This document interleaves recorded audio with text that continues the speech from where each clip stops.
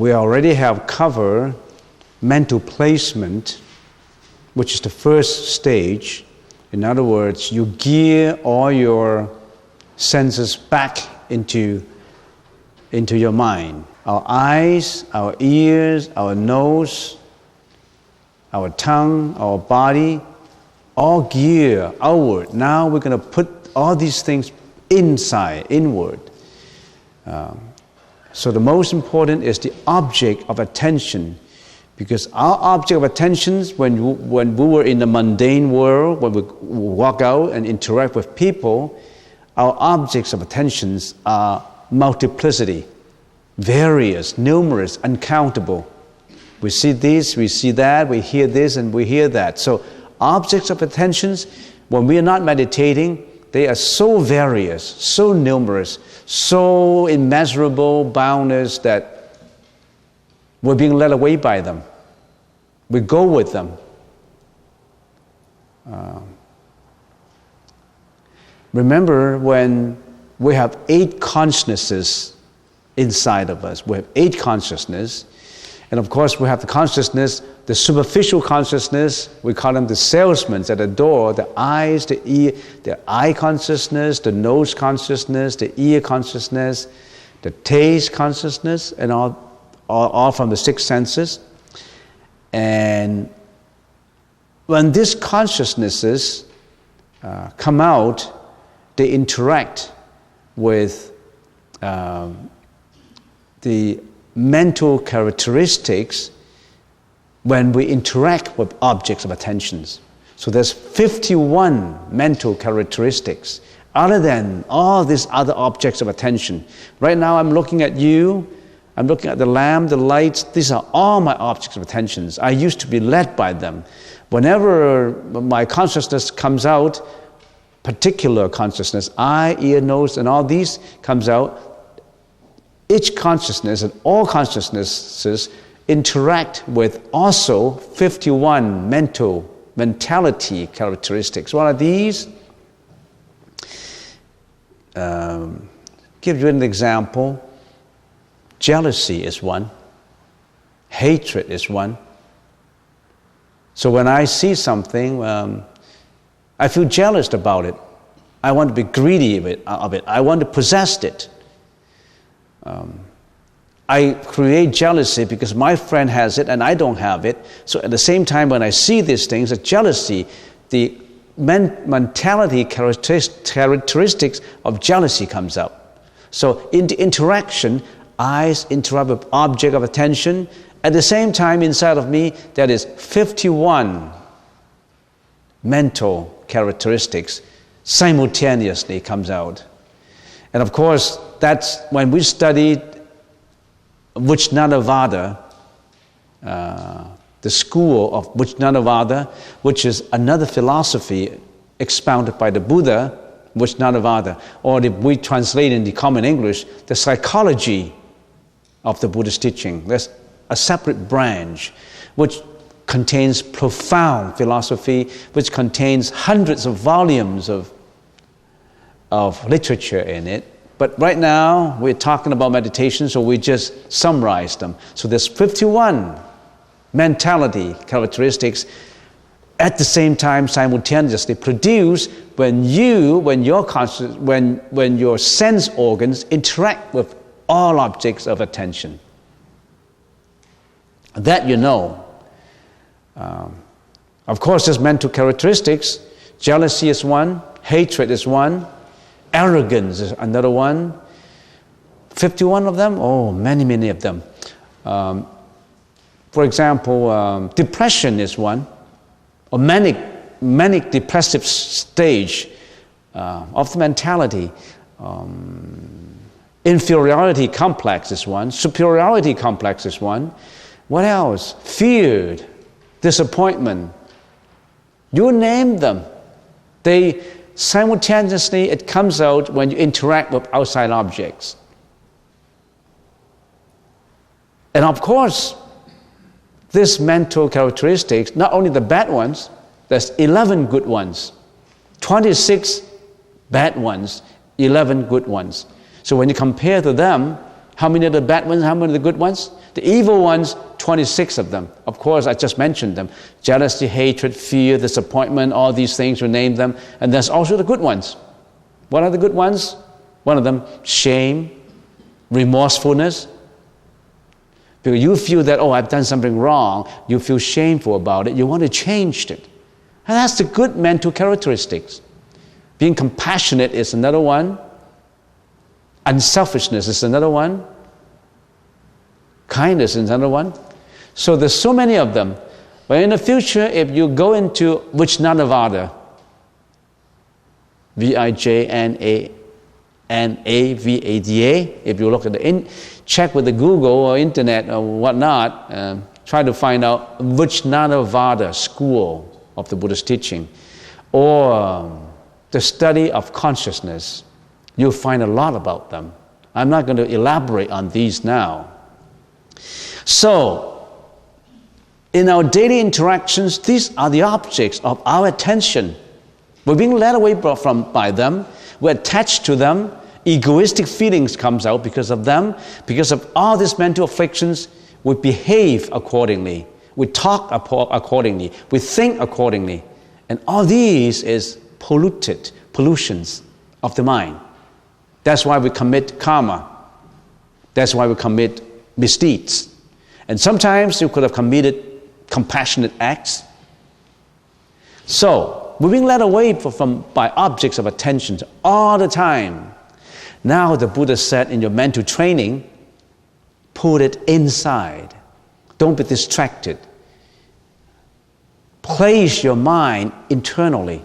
Don't go outside to look for anything. Don't be led away by outside objects.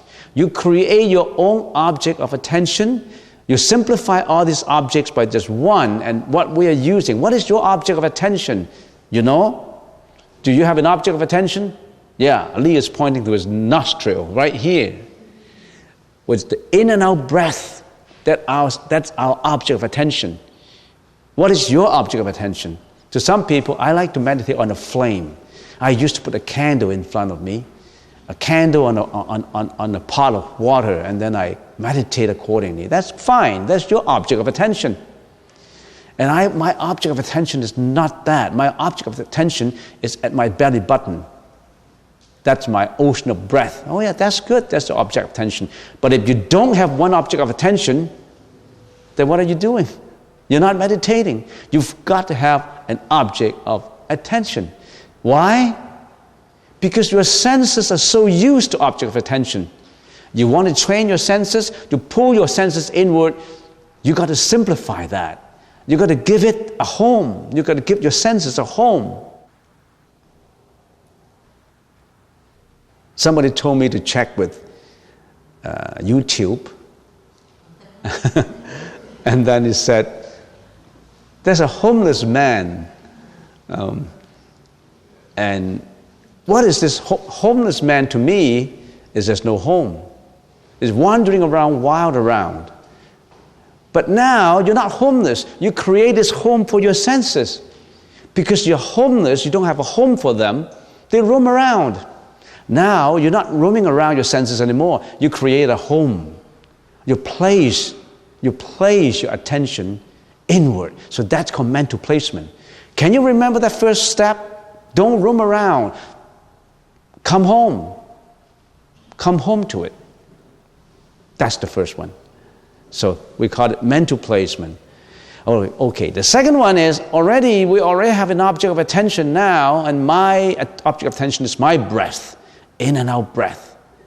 And the Buddha said the next step is to make sure that it's continuous. In other words, your object of attention, your first thought is, my thought is on my in-breath. I count 1, I count 2. When I breathe in, I count 1. When I breathe out, I don't count. When I breathe in the second time, I count 2. Breathe out, I don't count. Third time, I count 3 until I come to 10. And then I go back to 1 again. That's my object of attention. And now I have this 1, 2, 3, 4, 5, up to 10. And then I count to 3. I lost it. I forgot about it. I thought about something else. That's not called continuous. It's not continuous from 1, 2, 3 up to 10. It's not continuous. You have interruption. You need to have that continuous attention. You need your attention span to be continuous. Magic comes when your attention, when your concentration is continuous. So the Buddha said it has to be continuous. The first thought must be the same as the second thought, must be the same as the third thought, must be the same as the fourth thought. That's continuous.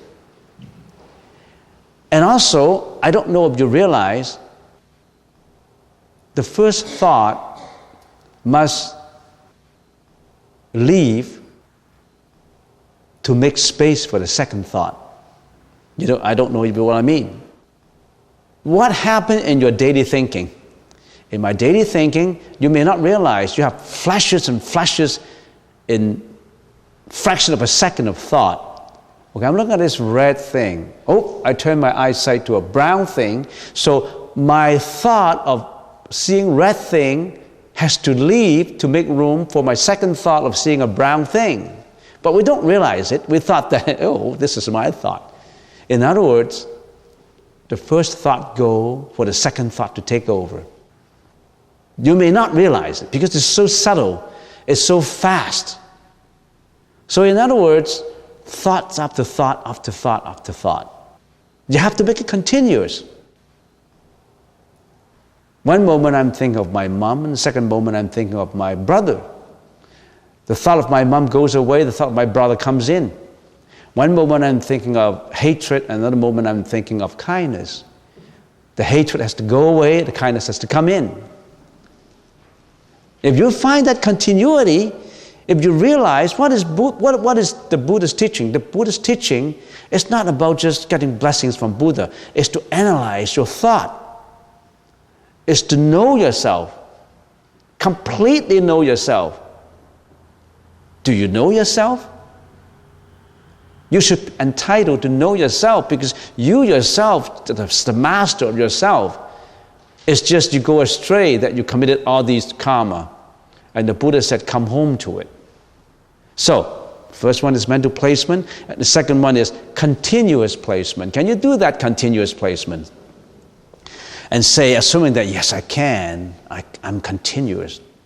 It goes away. No, stop, come back again. So your monkeying mind is just like, if you give it an example, you put your monkeying mind on a leash. The monkey has to stay, sit, stay, sit. So the monkey is sitting. And then the monkey goes away, far, far away. And then, no, push back the rope. So the monkey comes back again. It has to be continuous. The sit and stay must be continuous. So they put it back. And the third now is patch placement, which is the same as correcting placement. In other words, you are in a whole series of correcting your attention. It goes away, you pull it back. It goes away, you pull it back. That's the third one. Can you do that? Of course we can. Even a 6-year-old or 7-year-old can. But for an 80-year-old doing it for 20 years, 30 years, he still couldn't master it. Because it's difficult. It's extremely difficult. The Buddha mastered it. He is the master of his own mind. We are not. We are the slave of our own mind. That's our trouble. You'll wait till the day when you say, yes, this is what I'm going to do. Yes, I'm going to eliminate my alcoholic habit. This is what I'm going to do. I'm not going to go through this manic depressive style anymore in my thinking. I'm not going to be arrogant anymore. I'm not going to attach to sensuality of relationship between man and woman anymore. I'm not committing sexual misconduct anymore. I'm not lying anymore. I'm not killing anymore. Because you're the master of your mind, your own mind. So your correcting placement is to correct yourself. That's the third stage. And the fourth stage is close placement. What is close placement? You have this object of attention now, And the monkey goes away. It goes about a mile, and then I pull the monkey back. No, I'm not going to let the monkey to go away for 1 mile. How about just 5 feet from me? Not too far away. So when that wandering thought triggers and it goes away, it's not going for too long. You pull it back. It's so close to you. What's the problem with letting the monkey go too far? Somebody yell at you when you're driving. You get mad and they yell back. You wanted to fight, you wanted to curse. Because your thought is being pulled away. And then immediately about 6-7 seconds, no, I shouldn't be doing that. I shouldn't be cursing. I shouldn't be yelling. I should concentrate on my driving. Because your thought comes back. Some people, when they go astray, they will forever go astray. They won't come back again until they wind up imprisoned. And even that, they don't know what they're doing. Because they go further and further away. They don't know. You're being lazy. Okay, you're on computer games. You click on all these games. And your mom said, hey, Sonny, you spent 6 hours on it already. No, Mom, no, Mom, let me do it again. Do it. Because you're being led to do it. You're obsessed in it. That's what we call obsession. Because you don't go back. You don't come back. Your thought goes away and away and away. You're being led away by it. You can't control yourself. Now it says close pagement. That means don't let it do that. When Sonny clicked on the computer games, the mom said, oh, Sonny, you haven't done your homework. Oh, yeah, Mom. Sorry. You close your computer. You only play for 5 minutes. You're so close. You're not being led away for 5 hours. Some people, some kids play computer games until they got a snitch knack, and then have to go to a chiropractor to release it.